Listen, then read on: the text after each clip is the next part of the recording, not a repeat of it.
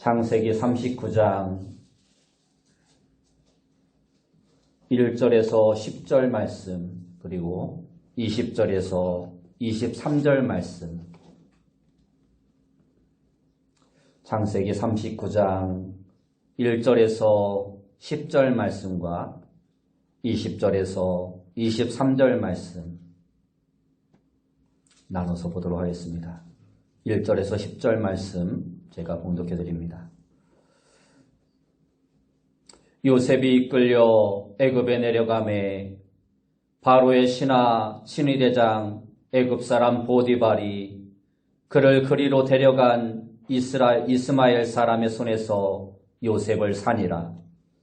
여호와께서 요셉과 함께 하심으로 그가 형통한 자가 되어 그의 주인 애굽 사람의 집에 있으니 그의 주인이 여호와께서 그와 함께 하심을 보며 또 여호와께서 그의 범사에 형통하게 하심을 보았더라. 요셉이 그의 주인에게 은혜를 입어 섬김에 그가 요셉을 가정 총무로 삼고 자기의 소유를 다 그의 손에 위탁하니 그가 요셉에게 자기의 집과 그의 모든 소유물을 주관하게 한 때부터 여호와께서 요셉을 위하여 그 애굽 사람의 집에 복을 내리심으로 여호와의 복이 그의 집과 밭에 있는 모든 소유에 미친지라. 주인이 그의 소유를 다 요셉의 손에 위탁하고 자기가 먹는 음식 외에는 간섭하지 아니하였더라. 요셉은 용모가 빼어나고 아름다웠더라. 그 후에 그의 주인의 아내가 요셉에게 눈짓하다가 동침하기를 청하니 요셉이 거절하며 자기 주인의 아내에게 이르되 내 주인이 집안의 모든 소유를 간섭하지 아니하고 다 내 손에 위탁하였으니 이 집에는 나보다 큰 이가 없으며 주인이 아무것도 내게 금하지 아니하였어도 금한 것은 당신뿐이니 당신은 그의 아내임이라.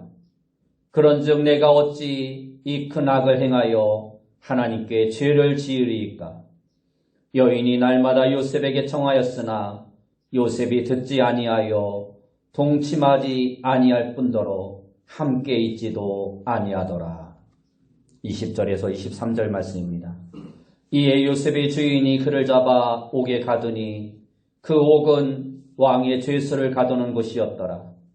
요셉이 옥에 갇혔으나 여호와께서 요셉과 함께 하시고 그에게 인자를 더하사 간수장에게 은혜를 받게 하시매 간수장이 옥중 죄수를 다 요셉의 손에 맡김으로 그 재반 사물을 요셉이 처리하고 간수장은 그의 손에 맡긴 것을 무엇이든지 살펴보지 아니하였으니 이는 여호와께서 요셉과 함께 하심이라. 여호와께서 그를 범사에 형통하게 하셨더라. 아멘. 우리 옆에 분들과 인사합시다. 만나서 반갑습니다. 네, 다시 한번 인사합시다. 오늘도 큰 은혜 받읍시다. 오늘 우리가 읽은 말씀을 통해서 범사에 형통한 사람, 범사에 형통한 사람이라는 제목으로 함께 은혜의 말씀을 하길 원합니다. 우리말 속담에 자빠져도 코가 깨진다라는 속담이 있습니다. 여기서 자빠지다라는 말은 뒤로 넘어지다라는 뜻입니다. 이 속담은 일이 잘 풀리지 않는 사람은 뒤로 넘어져도 앞에 있는 코가 깨지는 것처럼 모든 일이 잘 풀리지 않고 항상 불행한 일이 생기게 된다는 의미의 말입니다. 다른 말로 하면 재수, 더럽게 없다라는 말과 같은 뜻입니다. 여러분도 혹시 자신의 삶에 대해서, 자신의 인생에 대해서 그러한 생각을 해본 적이 있지 않습니까?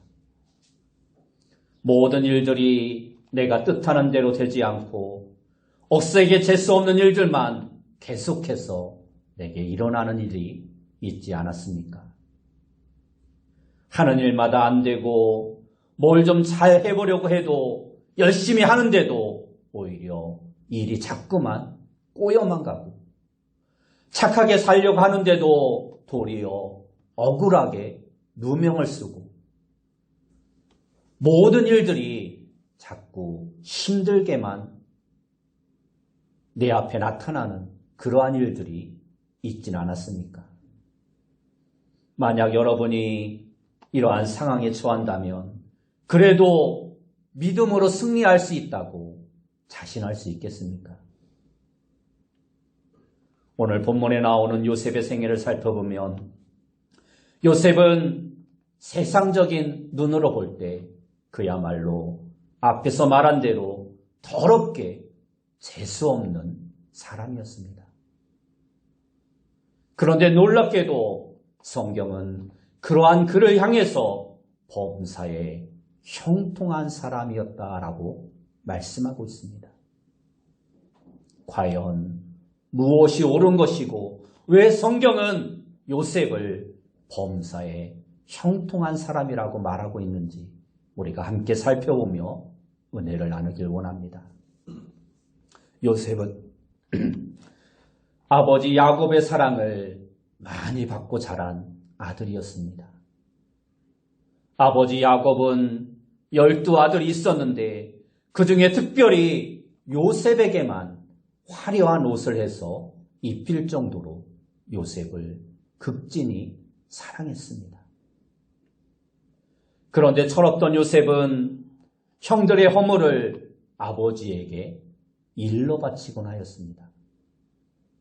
그러니 아버지의 사랑을 많이 받던 요셉은 오히려 형들의 시기와 미움을 받게 되었고 형들과 요셉의 관계는 점점 더 멀어만 갔습니다. 가정 안에서의 편애는 항상 이러한 부작용을 낳게 됩니다. 그러던 어느 날 요셉이 꿈을 꾸었습니다. 꿈에 요셉이 밭에서 곡식단을 묶고 있는데 자기가 묶은단이 우뚝 일어서고 형들의 곡식단들이 자신의 곡식단을 둘러서서 절을 하는 것이었습니다. 요셉은 아무 생각 없이 형들에게 그 꿈 이야기를 해주었습니다. 그랬더니 형들이 내가 우리 왕이라도 되고 싶은 것이냐? 정말로 내가 우리를 다스릴 것이냐 하며 화를 내고 더욱더 요셉을 미워했습니다. 그런데 요셉이 또다시 꿈을 꾸었는데 이번에는 해와 달과 11개의 별이 자기에게 절을 하는 꿈이었습니다. 이번에도 요셉이 자기 아버지와 형들이 다 있는 자리에서 순진하게도 또 꿈 이야기를 합니다. 그러자 이번에는 아버지가 내가 그 꾼 꿈이 무엇이냐? 그래, 나하고 너의 어머니하고 너의 형들이 다 너에게로 가서 땅에 엎드려 너에게 절을 할 것이냐? 화를 내며 요셉을 말렸습니다. 이 일로 인해서 형들의 요셉에 대한 시기와 미움은 더욱더 커져만 갔습니다. 그러다 결국 이러한 시기와 미움 때문에 아버지 심부름으로 양을 치고 있던 형들에게 찾아간 동생 요셉을 형들은 들판의 깊은 구덩이에 던져 죽이려 하였습니다. 그러나 차마 자기 혈육을 죽이기보다는 마침 지나가던 미디안 상인들에게 팔아버리자는 유다의 주장에 형제들은 동의하고 동생 요셉을 은 20냥의 노예로 팔아버리고 맙니다. 그리고 요셉의 화려한 옷은 벗겨져 염소 한 마리를 잡아 그 피를 옷에 바르고 아버지에게는 짐승에게 요셉이 찢겨 죽었다고 거짓말을 했습니다. 그 말을 들은 아버지 야곱은 자신이 사랑하는 아들의 죽음 때문에 오래도록 애통하며 슬퍼하였습니다.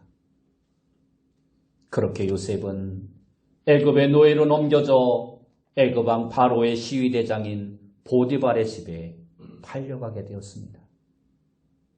이때 그의 나이 불과 17살밖에 안 되었습니다. 아직 어린 17세의 나이에 아버지의 사랑을 독차지하며 귀하게 살다가 형들의 미움으로 팔려서 하루아침에 노예 신세가 된 요셉을 생각해 보시기 바랍니다. 세상 말로 더럽게 재수 없는 사람이 바로 요셉이었습니다. 그러나 비록 종으로 팔렸지만 요셉은 자신의 그러한 신세를 한탄하거나 절망하지 않고 성실하게 일을 합니다. 그래서 주인인 경호대장 보디발은 그러한 그를 좋게 보아 그의 신복으로 삼아 집안일과 재산을 모두 맡기는 관리인으로 삼을 정도로 그를 총애하였습니다. 요셉은 항상 성실하게 일하며 주인을 도왔습니다. 그랬더니 보디발의 집이 잘 되고 형통했습니다. 그런데 그러한 요셉에게 또다시 뜻하지 않은 일이 생기게 됩니다. 주인 보디발의 아내가 자꾸 눈짓을 하며 요셉에게 침실로 가서 동침하자고 유혹을 하는 것입니다. 하나님을 굳게 믿는 요셉은 그러한 유혹에 넘어갈 수 없었습니다. 그래서 계속 거절하고 아예 그와 가까이 있는 것도 피하며 그를 멀리하자 어느 날 주인이 외출한 뒤에 주인의 아내가 요셉을 꼭 붙듭니다. 전에는 눈짓만 보냈지만 이제는 강도가 더 세진 것입니다. 요셉의 옷을 잡고는 놓아주질 않는 것이었습니다. 그러자 요셉은 자기의 겉옷을 벗어 던지고 그 자리에서 도망을 칩니다. 그런데 자신의 종에게 모욕을 당했다고 생각한 주인의 아내는 소리를 지르며 요셉이 자기를 겁탈하려 해서 소리를 지르게 되었고 소리를 질렀더니 요셉이 놀라 겉옷을 버려두고 도망을 쳤다고 요셉에게 누명을 씌웁니다. 결국 요셉은 그 일로 인해서 억울하게 또다시 감옥에 갇히게 됩니다. 신실하게 정절을 지키고 주인에게 도리를 다하려 했던 요셉에게 찾아온 것은 억울한 감옥살이였습니다. 그렇게 주인이 아내를 겁탈하려 했다는 누명을 쓰고 감옥에 간 요셉을 생각해 보시기 바랍니다. 너무도 재수없고 재수없는 일들만 계속해서 일어나고 있는 것입니다. 그렇게 요셉은 인생의 중요한 고비마다 자기 뜻대로 잘된 것이 아니라 전혀 엉뚱하게 불행한 일들만이 생기게 되었습니다. 형제들에게 배신당해 깊은 구덩이에 던져지고 미디안 노예 상인에게 팔려가고 바로의 경호대장 보디발의 아내에게 겁탈했다는 누명을 쓰고 옥에 갇힌 것. 모두 그의 삶에 어느 것 하나 자기 뜻대로 잘된 것이 없었습니다. 그렇게 요셉의 인생은 한없이 바닥으로 떨어져 내려가는 신세였습니다. 아버지의 사랑을 받는 아들의 위치에서 형제들의 미움을 사서 깊은 구덩이로, 그리고 깊은 구덩이에서 다시 노예로, 그리고 이제는 노예에서 죄수로 자꾸만 바닥으로 요셉의 인생은 떨어져만 갔습니다. 그런데 놀라운 사실은 이처럼 억세게 재수 없는 사람 요셉을 성경은 형통한 사람 요셉이라고 기록하고 있다는 것입니다. 오늘 본문을 비롯해서 창세기 39장 전체를 보면 얼마나 많이 이러한 표현을 사용하고 있는지 모릅니다. 우리가 보는 성경 개역 개정에는 형통이라는 단어를 사용하고 있습니다. 그런데 새 번역 성경을 보면 이 형통이라는 단어를 쉽게 풀어서 잘 되게 돌보셨다라는 말로 풀어서 기록해 놓고 있습니다. 세번역 성경으로 보면 2절에서는 앞길이 잘 열리도록 그를 돌보셨다라고 말씀하고 있고 3절에서는 요셉이 하는 일마다 잘 되도록 주님께서 돌보신다는 것을 알았다라고 말씀하고 있고 23절에서도 주님께서 요셉을 돌보셔서 그가 하는 일은 무엇이나 다 잘되게 해주셨다 하고 말씀하고 있습니다. 이처럼 하나님은 요셉이 하는 일은 무엇이나 다 잘되게 해주셨습니다. 그러면 세상적으로 볼 때 더럽게 재수 없는 사람 요셉을 성경은 왜 형통한 사람이라고 말씀하고 있는 것일까요? 오늘 성경 본문이 우리에게 그 답을 알려주고 있습니다. 요셉의 삶이 왜 형통한 사람인가 하면 그것은 하나님께서 요셉과 함께 해주셨기 때문입니다. 오늘 본문 2절을 보면 여호와께서 요셉과 함께 하심으로 그가 형통한 자가 되어라고 말씀하고 있고 3절에서도 그의 주인이 여호와께서 그와 함께 하심을 보며 또 여호와께서 그의 범사에 형통하게 하심을 보았더라 하고 말씀하고 있습니다. 심지어 요셉이 억울한 누명을 쓰고 옥에 갇히게 되었지만 21절을 보면 여호와께서 요셉과 함께 하시고 그에게 인자를 더하사 간수장에게 은혜를 받게 하심이라고 말씀하고 있고 23절에서도 그렇게 된 모든 것이 여호와께서 요셉과 함께 하심이라 하고 말씀하고 있습니다. 이렇게 열애절에 걸쳐서 요셉의 형통은 하나님이 함께 하셔서 하나님이 요셉을 돌보셨기 때문에 이루어진 일임을 성경은 분명하게 밝히고 있습니다. 여기서 우리가 얻을 수 있는 결론은 성경이 말하고 있는 범사의 형통이란 아무런 고난도 없이 그저 평안한 의미가 아니라 어떠한 고난의 상황에서도 하나님이 함께 하시는 삶, 그것이 바로 형통한 삶이라는 것을 말씀해주고 있다는 것입니다. 이것은 우리가 일반적으로 생각하는 세상적인 형통과 그 개념이 다른 것입니다. 세상에서의 형통을 말하자면 노예로 팔린 요셉이 바로 자유인이 되어서 출세하여 집에 돌아오는 것이 형통이다라고 말할 수 있습니다.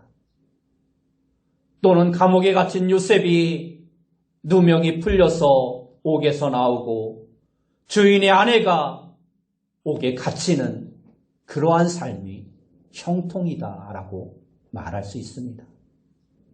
그러나 오늘 우리가 보는 성경에서는 그러한 일은 일어나지 않았습니다. 이것은 마치 내일 당장 1,000만 원의 빚을 갚아야 하는데 아무리 열심히 기도해도 돈은 주시지 않고 친구가 그저 위로한다고 갈비탕 한 그릇 사주는 것과 같은 것입니다. 친정 아버지가 아파서 돌아가실 것 같은데 그 병을 당장 고쳐주시지 않고 아들이 학교 미술대회에 가서 작은 상 하나 받아오는 것, 그것과 같은 것입니다. 이것이 무슨 형통입니까? 아무리 생각해도 이것은 형통이라 말할 수 없는 것입니다. 그런데 요셉에게는 이 모든 일이 형통이다라고 말씀하고 있습니다. 여기서 알 수 있는 것은 고난 속에도 하나님이 함께 하시는 것, 그것이 바로 성경에 말씀하고 있는 형통이라는 것입니다. 그래서 하나님은 이사야 41장 10절에서 두려워하지 말라, 내가 너와 함께함이라. 놀라지 말라, 나는 내 하나님이 됨이라. 내가 너를 굳세게 하리라. 참으로 너를 도와주리라. 참으로 나의 의로운 오른손으로 너를 붙들리라 하고 함께 해주실 것을 말씀해 주셨던 것입니다. 그리고 예수님께서도 마태복음 28장 20절에서 내가 너희에게 분부한 모든 것을 가르쳐 지키게 하라. 볼지어다 내가 세상 끝날까지 너희와 항상 함께 있으리라 하시니라 말씀해 주셨던 것입니다. 이것이 형통인 것입니다. 하나님이 함께 하시는 것. 우리 주 예수 그리스도께서 함께 해주시는 것. 이것이 바로 형통한 삶인 것입니다. 전도자 요한 웨슬레는 88세에 숨을 거두면서 유언으로 이러한 유명한 말을 남기기도 했습니다. 무엇보다도 좋은 것은 하나님께서 나와 함께 해주신다라는 것이다. 그렇습니다. 우리 그리스도인들에게 있어서 그 무엇보다 세상과도 바꿀 수 없는 가장 좋은 것은 하나님께서 나와 함께 해주신다라는 것입니다. 강원대 교수이며 침시스런 원장인 기린배 교수는 6.25 한국전쟁 때 실명을 했습니다. 당시 4살이던 때에 먹을 것이 없어 아카시아 순을 따먹고 벌레를 잡아먹으며 살다가 영양실조로 실명을 하고 만 것입니다. 그러나 그는 중학교, 고등학교를 서울 국립맹인학교에 가서 2-3시간만 자가면서 열심히 공부하여 강원대 법학과에 수석으로 입학을 합니다. 그는 대학교를 다니면서 시각장애인들이 짚고 다니는 하얀 지팡이를 들고 학교에 다녔습니다. 그런데 비가 오는 날이면 당시에 배수가 잘 되게 하기 위해서 하수구 뚜껑을 열어놓는 일이 많았는데 그걸 모르고 지나가다가 하수구에 빠지는 일이 너무 많아서 하수구 박사라는 별명을 얻기도 하였습니다. 그런 그가 1996년도 법학 박사학위를 받고 강원대에서 강의를 하게 되었습니다. 그 다음에 분양받은 안내견 덕분에 조깅도 하고 운동을 할 수 있게 되었는데 그는 그의 안내견을 가장 절친한 친구다라고 말을 했습니다. 그러면서 그는 그 안내견을 통해서 중요한 사실 하나를 깨달았다라고 그의 책에 서술하고 있습니다. 그것은 충성스러운 개 한 마리도 이토록 위안이 되는데 내 옆에 하나님께서 함께 하신다는 사실은 얼마나 더 큰 위로가 될 수 있겠는가 하는 것이었습니다. 그렇습니다. 하나님이 나와 함께 해주신다는 것은 세상이 말할 수 없는 기쁨과 위안과 평안과 형통이 될 수 있는 것입니다. 또한 성경에서 말하는 형통은 하나님 나라와 관계가 있고 우리의 사명과도 깊은 관계가 있습니다. 지금 요셉은 비록 고난 가운데 있지만 그것은 하나님 나라를 이루는 일에 사용되고 있는 것이었습니다. 요셉의 고난은 미래 그의 사명을 위해서 한 걸음 한 걸음 준비되어져 가는 과정이었던 것입니다. 그렇기 때문에 그의 고난은 고난이 아니라 형통한 삶이었던 것입니다. 한번 생각해 보시기 바랍니다. 요셉이 아무 고난 없이 그냥 집에서 평안히 살았다면 어떻게 이스라엘 민족이 구원을 얻을 수 있었겠습니까? 노예로 팔려가지 않았다면 어떻게 이집트 왕, 바로 왕의 경호대장인 보디발의 집에서 일할 수 있었겠습니까? 억울하게 누명을 쓰고 감옥에 가지 않았다면 왕의 신하들이 갇혀있는 감옥에 어떻게 함께 할 수 있었겠습니까? 또한 왕의 감옥에 갇히지 않았다면 어떻게 바로 왕 앞에 한낱 이방인이 설 수 있었겠습니까? 그리고 바로 왕 앞에 서지 않았다면 어떻게 야곱 가족의 구원과 메시아의 탄생이 이루어질 수 있었겠습니까? 결국 이 모든 일은 하나님이 요셉을 들어서 야곱의 가족들을 흉년과 기근 가운데서 구원하시고 유다를 통해서 메시아의 계보를 이어가시기 위한 하나의 과정이었던 것입니다. 이처럼 우리에게 있어서 때로 수없이 찾아오는 고난도 하나님이 우리 인생에 계획하신 하나의 과정일 뿐이라는 것입니다. 그러니 고난 가운데에도 형통한 삶이 있는 것입니다. 오늘 우리가 비록 고난 가운데 있을지라도 하나님이 함께 하시면 아무 문제가 없는 것입니다. 당연히 크신 하나님이 우리를 돌봐주시고 형통한 사람이 되게 해주시기 때문입니다. 또한 우리가 어떤 어려움 가운데 있다 할지라도 하나님의 뜻 가운데 하나님이 주신 사명 가운데 따라 살아가고 있다면 그것이 바로 형통한 삶인 것입니다. 우리의 고난을 통해서 하나님의 나라가 이루어지고 확장되고 있다면 그것이 바로 형통한 삶인 것입니다.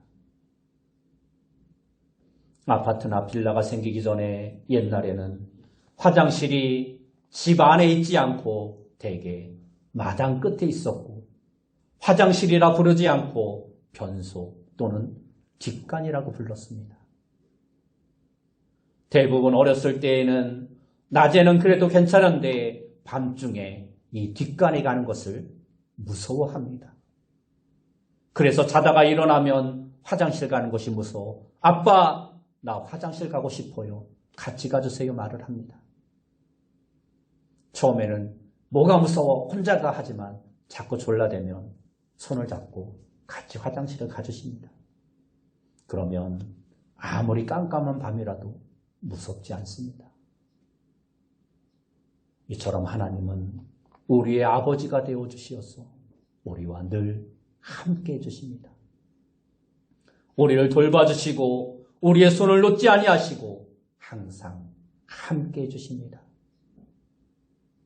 아버지 되시는 하나님이 우리의 손을 굳게 잡고 절대로 놓지 않아 주십니다. 우리 하나님은 졸지도 않고 주무시지도 않고 우리를 꼭 붙들고 계십니다. 이렇게 우리의 손목을 꽉 붙잡고 함께 하시는 하나님은 은혜의 하나님이시며 사랑의 하나님이십니다. 저와 여러분은 예수 믿는 순간부터 바로 이러한 은혜를 누리며 살아가는 것입니다. 아빠가 얘 손을 잡고 가면 아이가 넘어지려 할 때에도 아빠가 손을 꼭 잡고 번쩍 잡아 드십니다. 그러면 우리는 넘어지지 않을 수 있는 것입니다. 마찬가지로 하나님이 내 손을 잡아주실 때 우리는 넘어지지 않고 다시 일어설 수 있는 것입니다. 그런데 우리가 넘어지지 않는 더 확실한 방법은 우리도 그분의 손을 굳게 꼭 잡는 것입니다. 하나님이 나를 붙드시고 나도 하나님을 붙들고 살면 우리의 삶은 더욱더 확실하게 든든한 삶이 되어줄 수 있는 것입니다. 두 사람이 영접 모임에서 예수님을 영접하고 구원받고 세례를 받습니다. 그런데 한 사람은 열심히 주일 예배 참석하고 성경 공부도 하고 있고 다른 사람은 예배도 안 나오고 성경 공부도 하지 않았습니다. 그러면 두 사람의 신앙이 어떻게 될까요? 너무도 당연한 질문일 것입니다. 마찬가지로 예수 믿고 하나님의 은혜 가운데 그 은혜를 누리게 된 사람이 아무것도 하지 않고 죄만 짓고 있다면 그 은혜는 지속될 수 없는 것입니다. 그 은혜를 계속 유지하기 위해서 노력하지 않는데 마음의 기쁨과 성령 충만이 있을 수 없는 것입니다. 그러므로 하나님의 은혜를 받은 자는 그 안에 머물기를 힘쓰는 노력이 필요한 것입니다. 대부분 사람들은 어려움과 고난에 처하면 자신의 비참한 위치에 초점을 맞춥니다.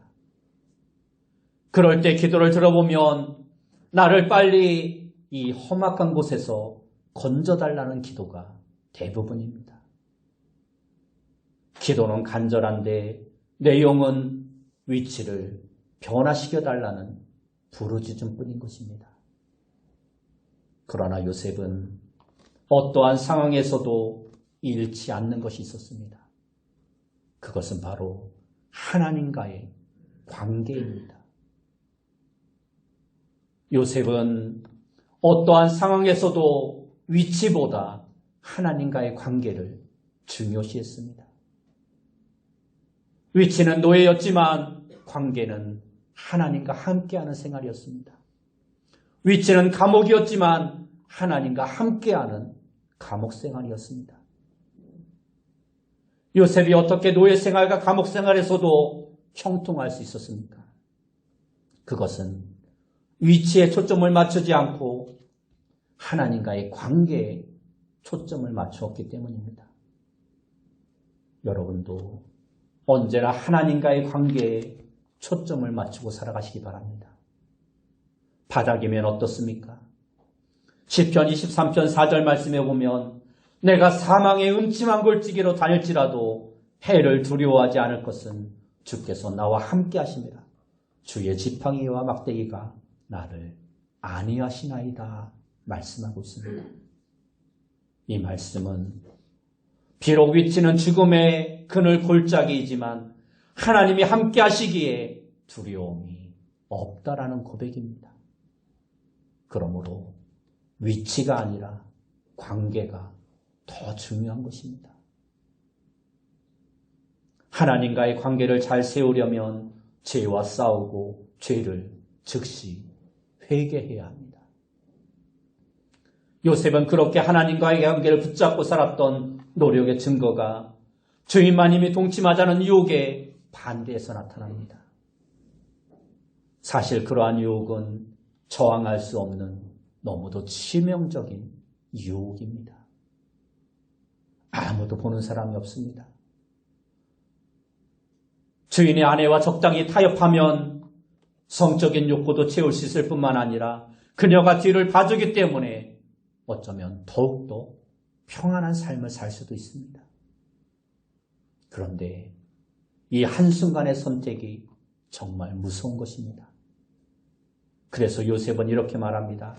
오늘 본문 8절과 9절을 보면 요셉이 거절하며 자기 주인의 아내에게 이르되 내 주인이 집안의 모든 소유를 간섭하지 아니하고 다 내 손에 위탁하였으니 이 집에는 나보다 큰 이가 없으며 주인이 아무것도 내게 금하지 아니하였어도 금한 것은 당신뿐이니 당신은 그의 아내임이라.